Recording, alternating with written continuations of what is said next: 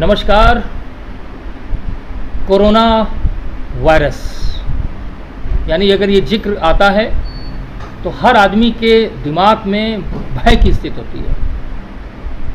पूरे देश में, दुनिया में, प्रदेश में, शहर में इस कदर बरपा है कि लोग जीने को मजबूर हैं, क्योंकि प्रधानमंत्री श्री नरेंद्र मोदी जी ने कोरोना काल में ये कहा कि कोरोना भी चलेगा और ज़िंदगी भी आपको जीनी है, उसके उपाय बताए हैं।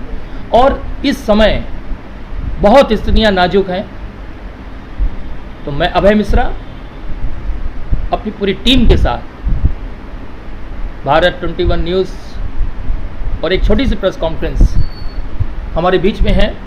भारतीय जनता पार्टी के युवा कर्मठशील ओजस्वी यशस्वी जीत प्रताप सिंह, जो कि कानपुर शहर की पूर्व महापौर स्वर्गीय श्री सरला सिंह जी के सपुत्र हैं। सर नमस्कार। कोरोना महामारी, तो कोरोना महामारी मुझे लग रहा है, जैसा अभय जी आप सवाल पूछने जा रहे हो, आपके सवाल पूछने के पहले मैं चीज़ बता रहे, देखिए कि जो बात अभी आपने कही कि हमारे देश के जो यशस्वी प्रधानमंत्री हैं श्री नरेंद्र मोदी जी हैं, तो जो उनका कार्यकाल है ऐसे उसमें तो मुझे लग रहा है हमारा देश है इस कोरोना जैसी जो महामारी रही उसको रोकने में सफल रहा और कोरोना जैसी महामारी पे जीत दर्ज करने में सफल रहा। लेकिन आप ये बताइए, केंद्र में बीजेपी की गवर्नमेंट, उत्तर प्रदेश में बीजेपी की गवर्नमेंट, अन्य राज्यों में बीजेपी की गवर्नमेंट, विपक्ष तो कह रहा है आपकी प्लानिंग ही फेल हो गई। अभय जी मान के चलिए, विपक्ष एक ऐसी चीज़ है ना, मुझे लग रहा है कि विपक्ष को इतनी तुच्छ राजनीति नहीं करनी चाहिए। ये मुझे बड़ा ये तो निंदा करने का विषय है कि एक तो चलिए लोकतंत्र है हमारे हिंदुस्तान में, अच्छी बात है, और नरेंद्र मोदी जी जीता जाता है लोकतंत्र का उदाहरण देखिए। अभी जैसे कि अगर आप बात करें तो अभी कुछ दिन पहले एक वहाँ पर पश्चिम बंगाल में आदरणीय प्रधानमंत्री श्री नरेंद्र मोदी जी का दौरा था, और जैसा आप सब जानते हैं जो दीदी ममता बनर्जी जी हैं वो तो बराबर हर चीज़ में, वो तो उनको सरकार से मतलब शिकायत रही, हर चीज़ में हर विषय पे वो शिकायत रही थी। लेकिन मोदी जी ने एक राष्ट्र हित में काम करते, उन्होंने ये नहीं देखा कि हम कोई इसमें कोई राजनीति कर रहे, कहीं कुछ करें। सर्वप्रथम अगर देखा जाए सबसे बड़ा जो आर्थिक पैकेज जो संकट से उभरने का मिला वो पश्चिम बंगाल को मिला। तो देखिए छोटी सी चीज़ है, लेकिन इनके एक इस कारण से मतलब सबको सीखना चाहिए, विपक्ष को सीखना चाहिए। अच्छा ये कोरोना जैसी बात पूरी करनी चाहिए। कोरोना जैसी महामारी, देखिए कोरोना जैसी महामारी में देश जब तक एकजुट नहीं होगा, अगर हम ये राजनीति छोड़ के अगर हम अपनेपन पर नहीं आएंगे, अगर हम एक दूसरे को समझाएंगे नहीं, उसमें भी अगर हम राजनीति करेंगे भारतीय जनता पार्टी वाले कौन है, समाजवादी पार्टी वाले कौन है, अरे हम लोग तो सेवा करने वाले लोग हैं। हमारे संगठन में हमारे जो प्रदेश अध्यक्ष जी, हमारे संगठन ने आदरणीय मुख्यमंत्री जी योगी आदित्यनाथ जी ने सबसे अपील करी, सबसे कहा था कि हमारे जितने भी कार्यकर्ता हैं भारतीय जनता पार्टी के, सारे लोग हम लोग जो है ज़रूरतमंदों के बीच में जाएंगे। हम लोग ने उसी तरीके से सारे कार्य किए पूरे लॉकडाउन के समय में। जैसे तो लॉकडाउन चालू हुआ होली के बाद से 22 मार्च से लेकर हम लगातार निरंतर 2 महीने प्रयास रहा है कि हमारे अपने कानपुर महानगर में कोई व्यक्ति कहीं कोई भूखा ना सोए, कोई व्यक्ति कहीं कोई ज़रूरतमंद हो तो उसकी ज़रूरतें हम लोगों ने पूरा ध्यान रखा, क्योंकि हर तरह की ज़रूरतें जो हम लोग पूरी कर सकते हैं। सर मेरी बात सुनिए, 400 जब देश के अंदर कोरोना पेशेंट थे तब 22 मार्च को, ठीक है ना, तब लॉकडाउन हो गया जी। जब 80,000 हो गए तो लॉकडाउन खुल गया। नहीं तो लॉकडाउन खुल गया अभय जी, मुझे लगता है जैसा ना ये कोरोना जैसी महामारी है, तो इस महामारी में अगर हम घर के अंदर बैठ के देखिए, देश की आर्थिक व्यवस्था भी है, मुझे लगता है ये महामारी देखिए उस समय लॉकडाउन करना इसलिए ज़रूरी भी था कि जो अलग अलग प्रदेश है, तो कई प्रदेश की जो मुख्यमंत्रियों से जो वार्ता हुई प्रधानमंत्री जी की, और सबने अपना जो प्रदेश के मुख्यमंत्रियों ने एक ही पक्ष रखा कि हमारे पास इस समय तैयारी नहीं है, कोई अगर एकदम से आपदा अगर आ जाती है तो 2 महीने के लॉकडाउन में देखिए हम लोग घर के अंदर वो रहे, तो उस बीमारी को हम लोग ने रोकने का एक पूरा प्रयास किया और रोकने में कई हद तक सफल भी रहे हम लोग। अगर आप बात करें, देखिए अगर उत्तर प्रदेश का अगर उदाहरण देखें तो उत्तर प्रदेश एक ऐसा प्रदेश है जिसकी जनसंख्या करीबन 27-28 करोड़ के आसपास है, और अमेरिका जैसा जो इतना बड़ा संपूर्ण जो देश है, जिससे पूरी आर्थिक स्थिति डिपेंडेंट है पूरे विश्व की, उसकी संख्या 30 करोड़ के आसपास है। तो अमेरिका जैसे देश में कोरोना जैसी महामारी के जो मरीज है वो 20 लाख पार कर गए, और हमारे उत्तर प्रदेश में संख्या जो अभी है आज की तारीख में कहीं जाके 10 से 15 हज़ार के आसपास आई है। तो लोगों ने हमारे वो सरकारी आंकड़ा है सर, वो सरकारी आंकड़ा है, सरकारी आंकड़ा है, तो वो आंकड़ा मुझे लग रहा है कि इस चीज़ में कोई राजनीति नहीं होनी चाहिए। मेरा तो ये मानना है कि इसमें आंकड़ों को छुपाना चाहिए। जहाँ जितनी ज़्यादा, देखिए 2 महीने के समय में सबसे बड़ा कार्य ये रहा हम लोग देखिए कई जगह, जैसे कि अभी दिल्ली की आप बात करिए, दिल्ली में केजरीवाल जी हमेशा हर चीज़ में वो उन्होंने आर्थिक पैकेज मांगा, सब कुछ मांगा, बोले देश तो सबसे ज़्यादा दिल्ली सबसे ज़्यादा तरक्की करने वाला, सबसे ज़्यादा जिसकी इकनॉमी हाई है, ऐसा जो सबसे बड़ा प्रदेश है पूरे हिंदुस्तान में दिल्ली प्रदेश है। बोले दिल्ली ऐसे प्रदेश में कभी आर्थिक स्थिति खराब नहीं होनी चाहिए।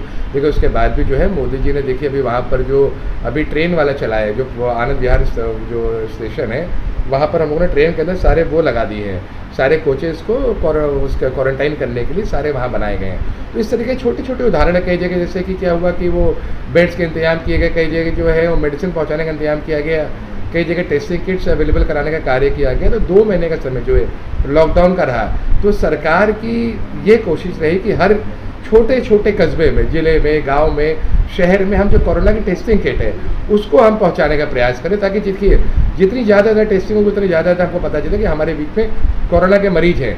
वो कोरोना के मरीज हमारे बीच से निकल कर आएंगे, उन्हें अगर हम क्वारंटाइन करेंगे तभी जी का एडमिनिस्ट्रेशन जो है वो तो बिल्कुल कहीं दिखता ही नहीं है। देखिए खुलेआम आदमी डिस्टेंसिंग, कहाँ सोशल डिस्टेंसिंग, हमारे घूमते होंगे। मैंने आपसे पहले बार जवाब दे दिया कि उत्तर प्रदेश जैसे इतने बड़े प्रदेश में जिस हिसाब से मुख्यमंत्री योगी आदित्यनाथ जी का जो प्रशासन पकड़ ली, जिस हिसाब से अधिकारी देखे, जो पुलिस को लोगों ने काम करते हुए देखा।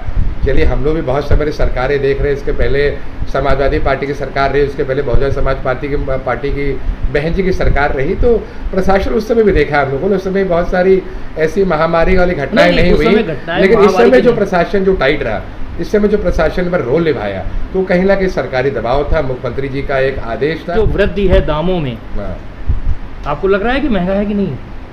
नहीं, तो पेट्रोल की दामों में वृद्धि वाली जो बात आप कह रहे हैं, तो कहीं ना कहीं तो इसको अगर आप मिला के देखिए तो जो आर्थिक स्थिति से निपटने के लिए कई चीजें करी जाती सर, 22 रुपए में कच्चा तेल मिल रहा है, आप एक्साइज ड्यूटी 49% लगा दोगे?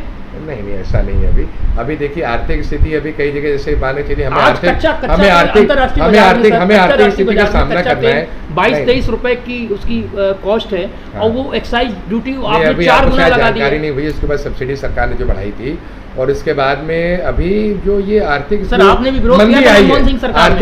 मनमोहन सिंह सरकार में जब 82 रुपए गया था, आप लोगों ने विरोध किया था। उस समय बढ़ाया गया था, पार्टी के शीर्ष नेताओं ने कहा था 30 रुपए लीटर बिकना चाहिए। नहीं, यही उस समय अभी जो बढ़ाया गया था, उससे बढ़ाने का जो उद्देश्य था, उनका अपना व्यक्तिगत उद्देश्य रहा होगा बढ़ाने का, कि हमें उन सरकारों ने कभी जनता के हित में काम नहीं किया इसके पहले वाली। आज अगर हम कोई चीज कहेंगे थोड़ी सी बढ़ा भी रहे हैं, तो वो भी उस समय के लिए है, उस समय के लिए। देखिए इस समय कोरोना जैसी महामारी में जहाँ हमारी देश की आर्थिक स्थिति पूरी बिगड़ गई थोड़ी सी, तो उसको वापस पटरी में लाने के थोड़ा बहुत देखिए कुछ लोगों को सहयोग करना पड़ेगा टैक्स के रूप में। कई जगह जैसे टैक्स किसी रूप में बढ़ाए गए, तो इसलिए बढ़ाए गए जो हमारा जो ये देश है, जो प्रदेश है, उसका जो एक जो प्रगति की गति चल रही है वो कहीं से रुके ना।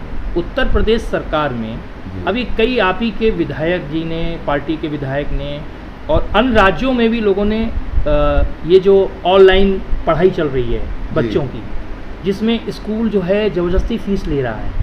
ये हुआ था कि कई ज्ञापन दिए, डिप्टी सीएम दिनेश शर्मा जी को भी दिया गया, अभी ज्ञापन देकर आए थे हमारे लोग, लेकिन उसमें सब कुछ हुआ नहीं। और अप्रैल कई लोगों को इससे बदलाव मैसेज कर रहे हैं लोगों। नहीं, मैंने देखा है अभिभावक को बोल रहे हैं। अभी मेरी बातचीत स्कूलों के अंदर, जैसे नाम नहीं लेंगे आपसे हम जी, तो मैंने देखा वहाँ पर लोगों ने क्या किया, जैसे कि अगर पढ़ाई करा रहे हैं तो खाली ट्यूशन फीस चार्ज कर रहे हैं, मतलब जो उनकी और अदर एक्सपेंसेस होते थे, स्कूल की जो फीस वगैरह होती थी और जो बस की फीस होती थी, अदर फीसेज थी, सारी फीस उन्होंने वेव ऑफ कर दी है। कई जगह ऐसा हुआ है, और जो लोग ऐसा नहीं कर रहे हैं, अगर स्कूल वाले जो कि निराधार फीस ले रहे हैं और इस तरह की फीस अगर चार्ज कर रहे हैं लॉकडाउन के समय, जहाँ पर आप देख रहे हैं पढ़ाई जो है खाली ऑनलाइन माध्यम से हो रही है, ऑनलाइन पढ़ाई हो रही है, इसमें जो स्कूल के जो बाकी खर्चे हैं उसका लेने का मतलब नहीं बनता है।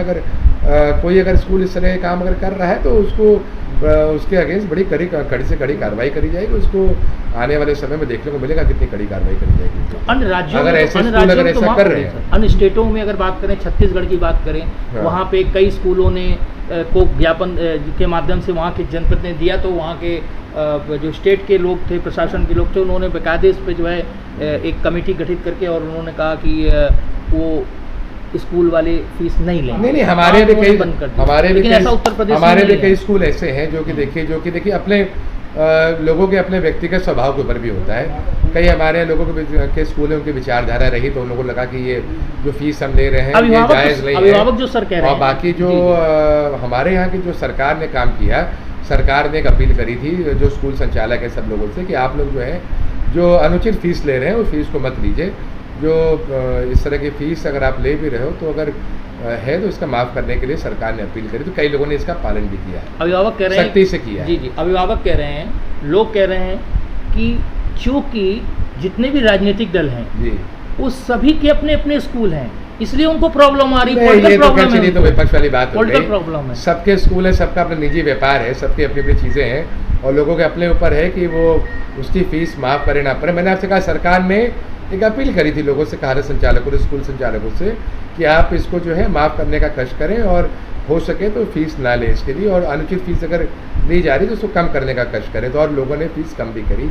बहुत सारे स्कूल मैंने आपको बताया ऐसे हैं जिन्होंने कि खाली जो ट्यूशन फीस है वही ली, बाकी जो फीस है तो माफ़ करी जा रही है। अच्छा सर, ये बताइए, और कहीं अगर इस तरह की अगर है तो उसके ऊपर उचित सूचित कार्रवाई होनी चाहिए। अभी madam finance minister Nirmala Sitharaman ji ने जी जी अभी 20 लाख करोड़ रुपए का एक पैकेज जारी किया। जी जी जी। ये 20 लाख करोड़ रुपए आपको समझ में आया है क्या?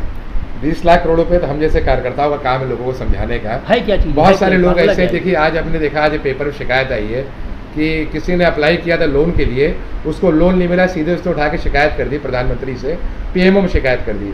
तो आप देखना जो आर्थिक पैकेज आया है, तो देश की जो आर्थिक स्थिति कमज़ोर हुई थी, कहीं से हम थोड़ा पीछे हुए थे, तो आज जो मेरे ख्याल से इतना बड़ा पैकेज आज से पूरे विश्व में किसी प्रधानमंत्री ने किसी देश में नहीं दिया है। जो 20 लाख करोड़ का आर्थिक पैकेज जो हिंदुस्तान के प्रधानमंत्री जी ने जनता को देने का काम किया है, इससे जो कि लोग नया रोजगार ढूंढ रहे थे, जो लोग नए लोग व्यापार करना चाहते हैं, जो लोग थोड़ा सा व्यापार में भटक गए थे, जिनकी कंपनीज नहीं चल रही थी, जिनके काम नहीं चल रहे थे, उनको एक मौका दिया है। एक अटेम्प्ट है कि आप अपने आप को स्थापित कर सकते हैं इस पीरियड में। जिन लोगों को नए व्यापार शुरू करने हैं, जिन लोगों के काम बंद पड़े हुए थे या जिन लोगों की स्थिति बड़ी खराब हो गई थी, तो ये पैकेज दिया गया विपक्ष कह रहा है, और इसमें सही में बोला भी गया है कि सपोज करिए किसी का अगर सिविल रिकॉर्ड खराब है, किसी का कहीं अगर एनपी अकाउंट चल रहा है, तो आप उसको कंसीडर करिए और उसको ऋण देने के लिए एक बार कंसीडर करने के लिए सरकार ने कहा, और लोगों को इसके थ्रू बहुत ज़्यादा देखिएगा अभी डेवलप होने का मौका मिलेगा।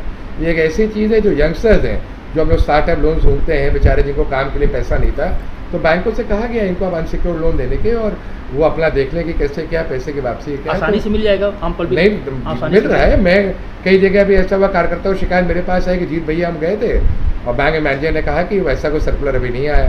तो मैं स्वयं वहाँ पर गया, मैंने मैनेजर से बात करी कि आप इस तरह की बात मत करो, जब सरकार का कोई वहाँ से अगर वो आ गया है सर्कुलर, तो आपके पास भी सर्कुलर पारित हो जाएगा। और या आपके जो बैंक का बोर्ड होता है, हर बैंक का अपना एक अलग बोर्ड होता है, तो या आप अपने बोर्ड मेंबर से पता करिए कि सर्कुलर आया कि नहीं आपके पास। ये कहने का राइट किसी मैनेजर के पास नहीं कि हमें पैसा नहीं देना है। पैसा हर बैंक हो, चाहे वो SBI हो, चाहे BOB हो, PNB हो, चाहे वो कोई भी बैंक हो, अदर जो प्राइवेट बैंक्स भी हो गए, सबको पैसा मिल रहा है, सबको RBI के थ्रू थोड़ा पैसा दिया गया। रुपया सर 70% जनता को पता ही नहीं है क्या चीज़। नहीं तो इसको जनता, तो जनजागरण जनता को नहीं पता है। जैसे देखिए अभी जनता को ये नहीं पता था कि मोदी सरकार ने पिछले 5 साल में क्या किया और अभी 1 साल में क्या क्या कर रही है। मुख्यमंत्री जी की योगी सरकार ने 3 साल में क्या किया। तो अभी हम लोग का परिवार संपर्क कार्यक्रम आया था अभी भारतीय जनता पार्टी का, जो अभी 5 दिन के लिए बढ़ाया गया था, जो समाप्त होना था 16 तारीख को, तो अभी वो बढ़ के समाप्त हुआ 1 दिन पहले। तो हम लोगों को एक सर्कुलर मिला था, पर्चा मिला था बांटने के लिए, तो हम लोगों ने उस पर्चे के माध्यम से भेजी, घर घर जाके संपर्क करने का कार्यक्रम किया, जो कि सारे बूथों पे हम लोग सारे बूथ पे गए, सारे वार्डों में गए, जितने जनप्रतिनिधि थे उन लोगों ने अपने अपनी विधानसभा में गए, जो कि हम जैसे कार्यकर्ता थे, जहाँ जहाँ हम लोगों से बोला कि हम लोग अपने बूथों पे हम लोगों ने उस पर्चे के माध्यम से मास्क भी साथ में बांटे, लोगों को ज़रूरत सैनिटाइजर भी बांटे हम लोगों ने। उस पर्चे के माध्यम से जनता को हम लोगों ने बताया कि ये सरकार भारतीय जनता पार्टी की है, इसने इतना कार्य किया पिछले 5 साल में और 1 साल में ये कार्य किया। मोदी सरकार ने, मुख्यमंत्री जी ने ये कार्य किए 3 साल में। ये योजनाएं हैं, ये पेंशन योजना, ये आयुष्मान योजना है, ये सौभाग्य योजना है, उज्ज्वला योजना है, ये योजनाएं हैं। अच्छा सर, मैं आखिरी आपसे 2-3 क्वेश्चन पूछूंगा इस प्रोग्राम को खत्म करने नहीं, मैं आराम से पूछिए सर। मैं 20 लाख करोड़ रुपए विपक्ष कह रहा है, 20 लाख करोड़ रुपए आपको दिख रहा है। सर सुनिए सर, 20 लाख करोड़ रुपया विपक्ष कह रहा है मनरेगा को छोड़ के ये टोटल लोन है, लोन और कुछ नहीं है। नहीं, मनरेगा में तो जो पैसा देने का काम किया गया वो तो अलग है, और लोन के लिए मैंने आपको बताया जो उनकी स्थितियां काम करने लायक नहीं थी, तो ऐसे कंपनीज को, ऐसे लोगों को सरकार ने कहा है बैंक जो है पैसा देने में प्राथमिकता दे, जिनको पैसे की ज़रूरत हो, तो ऐसे लोगों को चिन्हित करने का काम बैंक करेगी, और वो लोग खुद अप्रोच कर रहे हैं बैंक के पास, और धीरे धीरे देखिए इसका लाभ मिलेगा। अभी अच्छा, समय लगता है चीज़ों को पहुँचने में, मैच्योर होने में, तो उसका लाभ मिलेगा। जीत प्रताप सिंह जो कि एक ऐसे परिवार से हैं, स्वर्गीय सरला सिंह जी के सुपुत्र हैं आप। जी। आप अपने आप को अभी कहाँ देखते हैं? देखिए, मैं तो भारतीय जनता पार्टी की कार्यकर्ता हूँ और मैंने तो सदैव बचपन से अपने घर में राजनीति देखी। जब मेरी माँ जब महापौर का चुनाव लड़ी सन 1995 में अभय जी, तो उस समय तो हम लोग स्कूल में पढ़ते थे, क्लास 7th-8th में होते थे, और उस समय जो एक भारतीय जनता पार्टी की जो लहर देखी थी हमने हर जगह, हमारी माँ चुनाव जीती थी, फिर उसके बाद अभी हम लोग छोटे थे 2000 में। सर अभी लहर है सर अभी लहर है, अभी भी लहर है। डेवलपमेंट में हम लोग काम कर रहे हैं, डेवलपमेंट चुनाव लड़ेंगे। जो आपने मेरे बारे में सवाल किया, मैं उसका जवाब दे रहा हूँ आपको कि मैं तो एक भारतीय जनता पार्टी का कार्यकर्ता हूँ। हम लोग जो है जनता के हित में सदैव काम किया, सदैव काम करते रहेंगे। जो संगठन का निर्णय होगा उसको सर्वोपरि मानते हुए आगे इसी तरीके से काम की गति प्रदान करते रहेंगे, गति बढ़ाते रहेंगे। सर बहुत बहुत नमस्कार, धन्यवाद आपका। जी जी जी। ये थे भारतीय जनता पार्टी के युवा कर्मठशील यशस्वी एक कार्यकर्ता, इन्होंने जो अपना परिचय दिया, यानी कि जीत प्रताप सिंह जी। इनसे खुल के बात की, लेकिन समय के अभाव के कारण इनसे ज़्यादा बात नहीं हो पाई। अगली बार फिर मौका मिलेगा तो इनसे ढेर सारी बातें करेंगे, और इन शुभकामनाओं के साथ मैं मिश्रा आपसे विदा लेता हूँ। बहुत बहुत धन्यवाद।